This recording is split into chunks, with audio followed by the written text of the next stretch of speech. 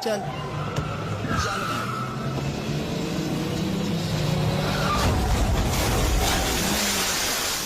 आ गया ये वापस।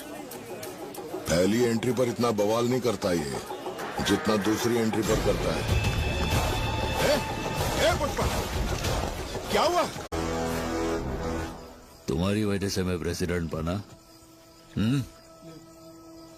मंगल श्रीनु भाऊ, मंगल श्रीनु भाऊ, ये शेर है, सिर्फ शेर नहीं जब्बर शेर है। कभी भी इसके खिलाफ जाने का किसी के पिछवाड़े में दमिच नहीं था। सही बोला ना? हर टन पे ये 50 लाख खा रहा था, तभी किसी ने सवाल नहीं किया तुम लोगों ने? हाँ, पर मैंने किया। सीधा घर में घुसा, इसका चड्डी गीला कर दिया।